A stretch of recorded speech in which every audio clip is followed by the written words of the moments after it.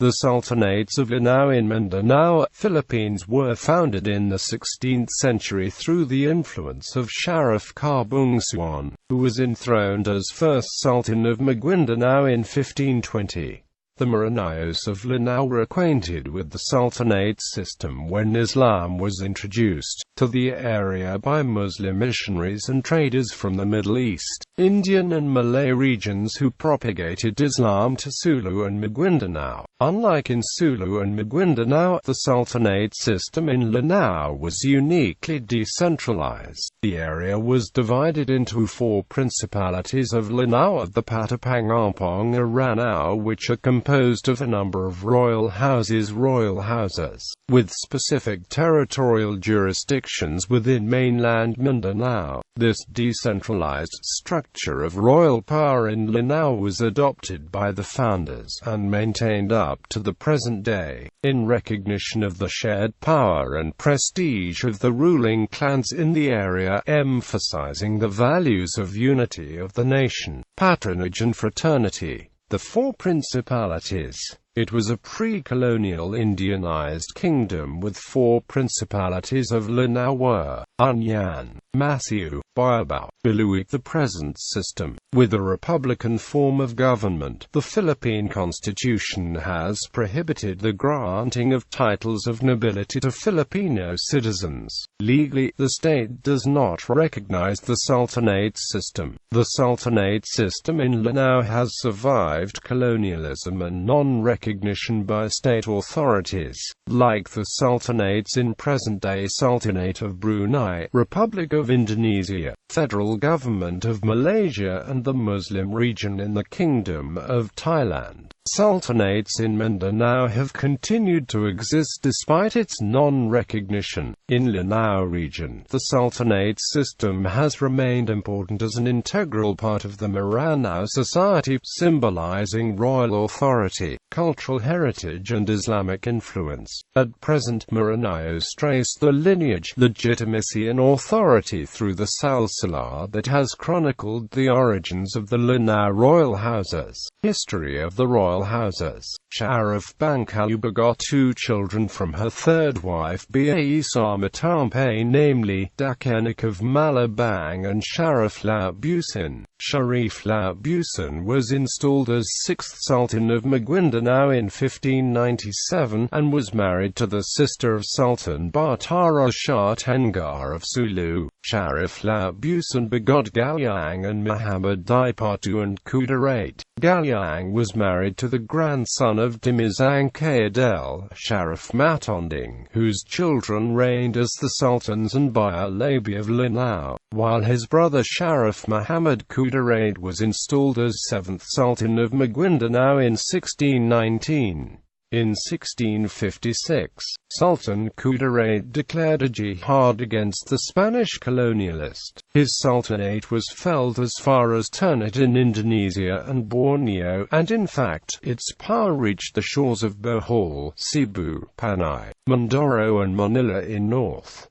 Spanish campaigns in Lanao. In 1637, Sebastian Hurtado de Corcuera decided to send an expedition to subdue the Datas and the people of Lake Lanao. As early as September 1637, he had promised the lake area to the Jesuits, who would get the same the moment it was conquered. The conquest of the Maranaos was entrusted to Captain Francesco Atienza, the alcalde mayor of Caraga, with 50 Spaniards and 100 Caragans. The captain landed in Bayug, then proceeded to the Maranao territory, reaching the lake on the 4th of April 1639. There were about 2,000 families or 800 inhabitants. The Spaniards brought with them 6 collapsible boats that they fitted out in the lake. The Datas of Lanao initially offered allegiance to the Spaniards. They promised tribute and accepted the missionaries. What appeared ominous to the Spaniards was the movement of inhabitants into the interior at the same time. The Maranaos could easily muster 6,000 warriors from among the four Confederation of Lanao. Lack of firearms though was the disadvantage. Governor Almonte dispatched Major Pedro Fernandez del Rio with 70 Spaniards and 500 Visayans to join with the forces of Atienza. The expedition had to pass through the area of Dalon, Gandamatu and Nanajan, where Shariff Matonding, who was married to Ganyang, a sister of Sultan Kudarat, engaged the colonizers. After a most difficult passage made by the fierce resistance of Shariff Matonding, Pedro del Rio made it to the shores of the lake, where he joined the forces of Atienza. In the middle of April, Atienza and part of his troops left for Bayug and fortified it with a stockade and sailed for Caraga. In October of the same year, an additional force of 50 Spaniards and 500 Boholanos arrived under the command of Captain Pedro Bermudez de Castro, who had orders to build a fort in Marawi to establish Spanish sovereignty. Sultan Kudarat visited his sons-in-law in Lanao, Balindong Bzar and Dianato Naim of Butik. He gathered the datus of Lanao and delivered a speech in this form. The Maranaos took up arms against the newly built fort. They used indigenous means to get at the fort and set it on fire. 3 of the Spanish boats brought from Bayug were captured. Atienza formed a relief expedition and saved the Spaniards. The Maranao warriors, after 29 days of siege, left the position. Afraid to experience once more the horrors of siege, the Spaniards proceeded to burn their own fort and made a retreat back to Iligan. In 1640, Atienza tried once more to conquer the Maranaos. For the second time, the Spaniards burned the fields and retired to the coast, but not without losing some men on the way due to ambushes. The second attempt to colonize and Christianize the Maranaos had utterly failed. In payment for their freedom, however, the Maranaos lost the harvest. Birth of the Sultanates in Lanao. The Maranaos started to be acquainted with the Sultanate system in the 15th century before Spanish colonial era through the influence of Shariff Kabungsuan, who was enthroned as first Sultan of Maguindanao in 1520. In 1640, Balindong Bzar of Masiu became the first Maranao chieftain enthroned as Sultan, with specific title as Sultan Gabrona. He was charged to enforce the teaching of Islam and the law and order in Lanao. On the same year, Sultan Gabrona consulted the 7 Maranao datas on how to govern Lanao. They were Dianato Naim of Butik, Sultan Mardan of Makata, Datu Burris of Pagayawan, Datu Ottawa of Didsan, Datu Akari of Ramain, Onbor of Bansaya, Enki Okodra of Minite Pad, Alanaki of Balui. The 8 wise men agreed to create the Four Confederation of Lanao, composed of the states of Butik, Masiu, Bayabao and Balui, and on the second level, the 17th royal houses and the 28th legislative body. The socio-political system was based on the Taratib, IJMA, laws, customary laws, and adapted practices of the Maranaos.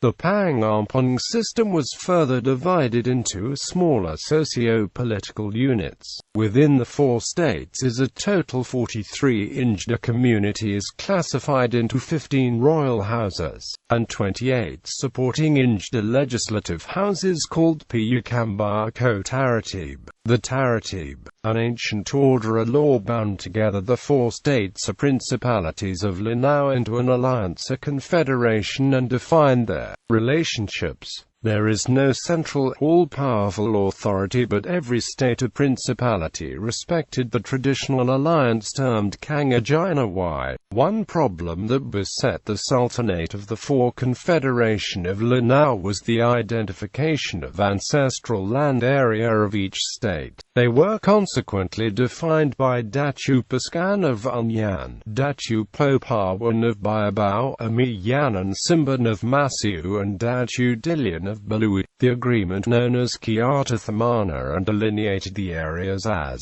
Dalamar, located in the municipality of Molunda, the boundary between Bayabao and East Masiu, Saw, Masiu Municipality. The boundary between East Masiu Municipality and East Unyan to Madamba Municipality. The boundary between West Unyan and West Masiu and Bacaliwan in Maranao Municipality. The boundary between West Masiu and Bayabao. Surprisingly, there is no identified boundary between Bayabao and Balui, but the reason is that both Pangampong lineage come from the same family tree. Under the Kangjina, the boundary need not be established. In 1754, the Maranaos kept on increasing their maritime strength and accelerated their attacks on the Spaniards. Leyte and Calamanis bore part of the brunt of their attacks. About 900 Maranaos once landed to raid for slaves in Albay and captured more than 100 inhabitants. In Balayan, they looted everything they could lay their hands on.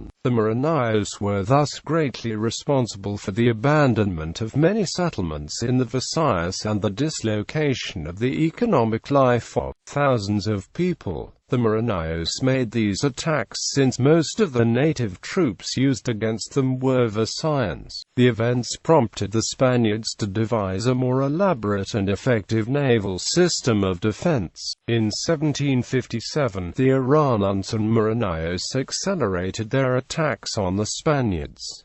There were frequent naval encounters between them and the Spaniards. In some of them, according to reports, thousands have perished. In a span of 4 years, the Maranao raids for slaves on Visayas reduced the number of tributes to the Spanish government by at least 100,000. For example, figures showed that the district of Panay, it paid 1,500 tributes in 1750. By the year 1757 there are only 500 tributes paid. In Romblon, the number of tributes went down from 1370 to 995, while in Calabu it decreased from 1,164 to 549.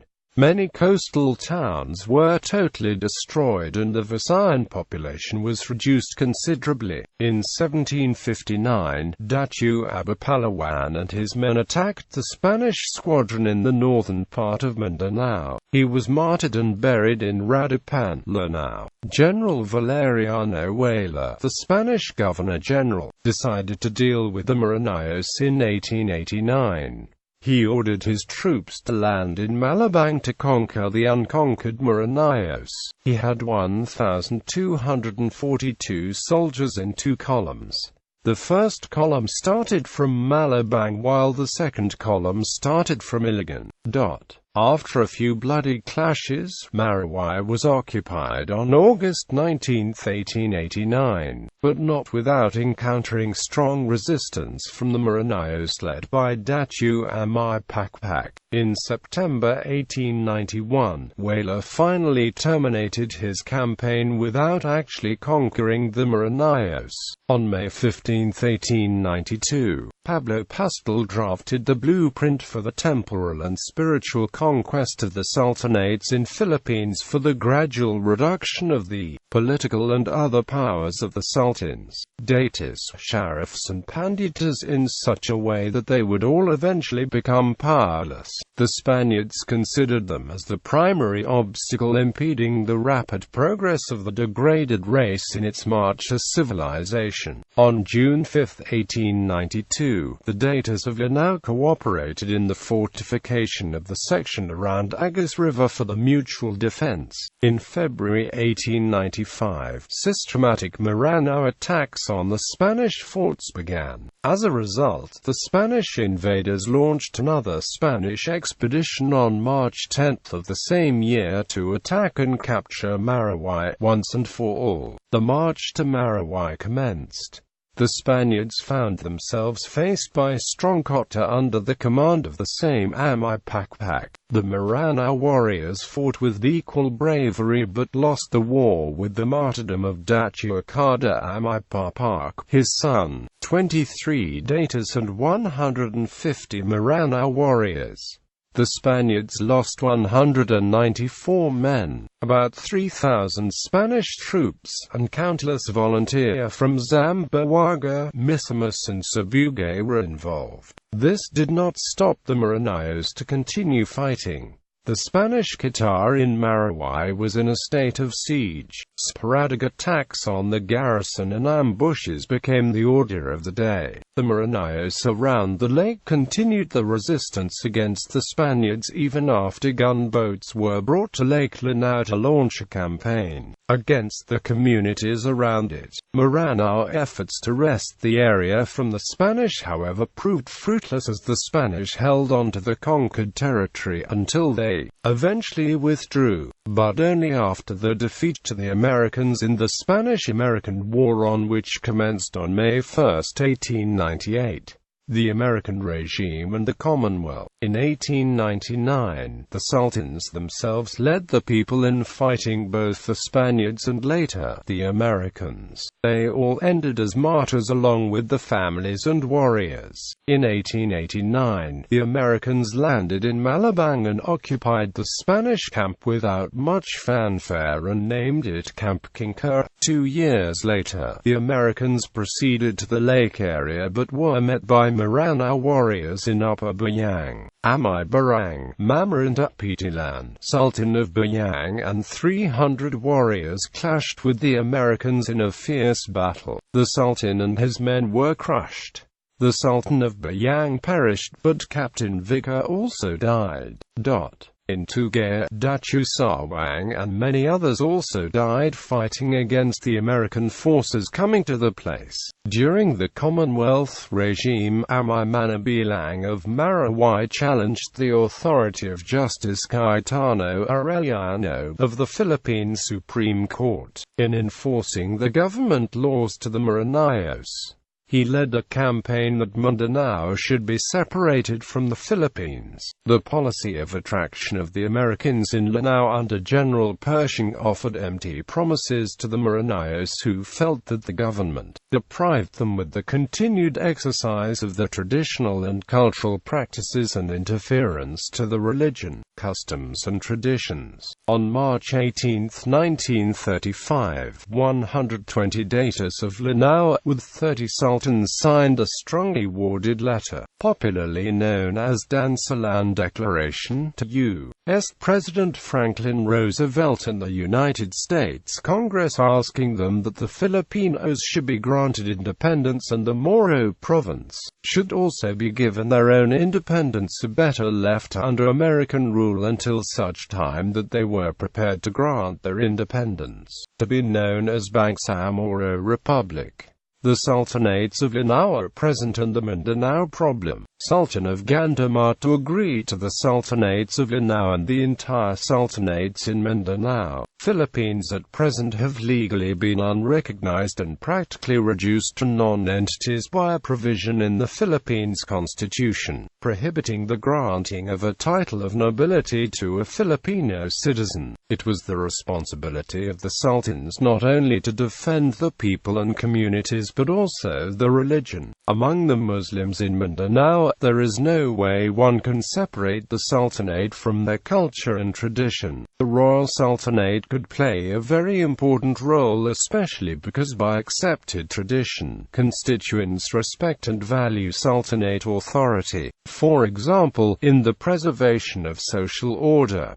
When there is no source of power except the Sultan, the community is stable. The Sultan has influence and command to impose and execute the highly respected Tertib Ijma. When a dispute happens and the Sultan is not personally available to settle it, he can simply send his tabayo through his emissary, and it will be enough to make the parties stay in suspended animation and wait until he arrives to settle the dispute. The Sultan has the power to ask anyone within his territory to come for questioning, for punishment if he committed an offense, or for anything that is for the interest of his people. He only needs to beat his gong and it is enough for the people to come him. When a buffalo is stolen by a person from another area, it becomes his duty to recover and restore it to the owner. When conflicts between sultanates occur, it was the duty of another sultan to come and talk to them for peaceful settlement. The common practice used by the sultan in settling rights even until now is tracing the family lineage of the conflicting parties with the ultimate end that both parties will realize that they are relatives either by affinity or by consanguinity. Kamba bata bata akar pamagongo kapamagadata, and other relationships of the forefathers are being recalled. In most cases, disputes are resolved with tears flowing from the persons witnessing or present in the scene. The 17 ruling royal sultanates in Lanao.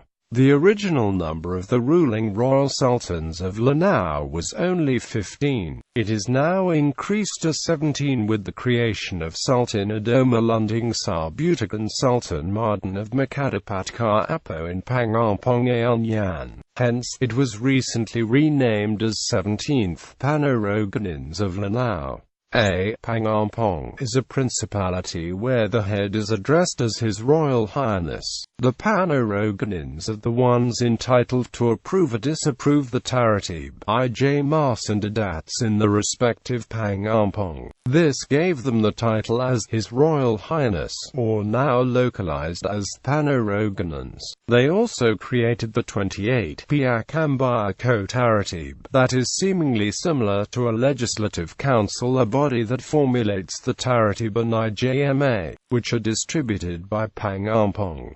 The places under each of the Patapangmonga Ranao are Pangamponga-Unyan covers the south of Lake Lanao strictly from Buldan, Barira, Matanog, Parang of Shariff Kabungsuan province and the long coastal area parallel to Ilana Bay going to northern up to Zamboanga-Lanao border. In Lanao del Sur, it includes Butik, Sultan du Malunding, Lumayanag, Dago Oke Makada, Bayang, Tubaran, Benadayan, Maragong, Ganasi, Pualas, Madamba, Kalano Gas, Kapatangan, Balabagan and Malabang. In Lanao del Norte, it includes Cormatan, Lala and Tubod. Pangampong and Masiu covers the municipalities of Molunda, Taraka, Tamparan, Masiu, Wato Balindong, Tuga, Bacolod, Kalawi, Madalimen, Madamba. Pangampong of Bayabao is presently composed of the municipalities of Ditsan, Ramin, Babong, Buadipusa, Buntong, Karpai, Marantao, Sagwaran, Maging, Bumbaran, Wao, Lamba Bayabao, Una Bayabao, Piagapo in Lanao del Sur and the city of Marawai. Pangamponga Balui consists of the municipalities of Pantar, Tangola and Karpai, Balui, Pantar, Ragat, Una Piagapo, Tankal, Magsese, Kauswagan, Linamon, Bacolod, Migo and Columbogan in Lanao del Norte and Iligan City. The 17 royal houses of Lanao, Unayan. The Royal House of Butig, the source of genealogy in Ranao Pangampong. The Royal House of Pagayawan. The Royal House of Bayang. The Royal House of Dumalunding. The Royal House of Makada Sultan Mardan. Descendants among Maruhom Jalaluddin from Masiu. Masiu. The Royal House of Masiu.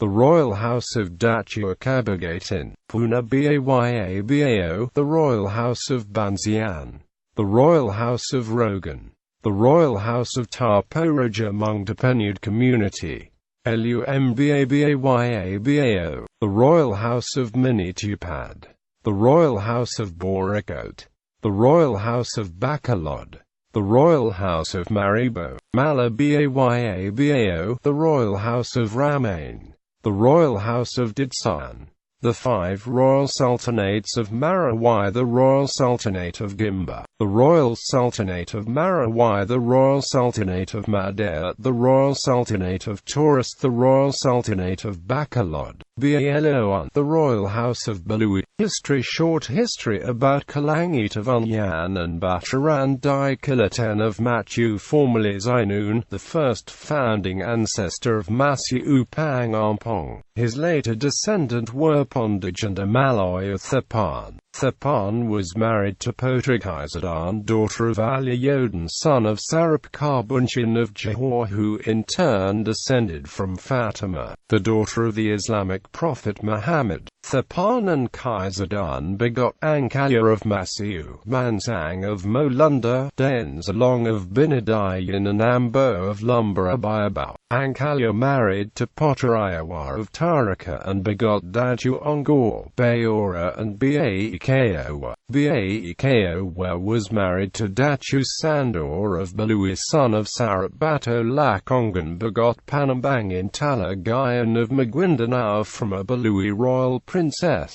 Datu Sandor and Baekaowa bore Maruhome Kaharodan and Samanonas Datamas of Watu and Taraka municipality. Maruhome Kaharodan first married to Omra in Unyan, daughter of Datu Kalapa, and second married to Gunup, sister of Alanak of Balui, and bore Olind and his brother Radia Palawan, first Sultan of Raya, and the famous Sabusar Radapan, who died a martyr in 1759 in Radapan, Linamon, Lanao del Norte, in defense of freedom, homeland and Islam against the Spanish invaders. Radia Palawan, a Maranao hero, married to the granddaughter of Balindong Bsar and begot four Marahomes, namely, Maruhome Salam, Maruhome Bsar, Maruhome Datua Simban, Maruhome Siddiq, and a Baisar Raya, who was married to Maruhome Siddiq, son of Divan of Bayang.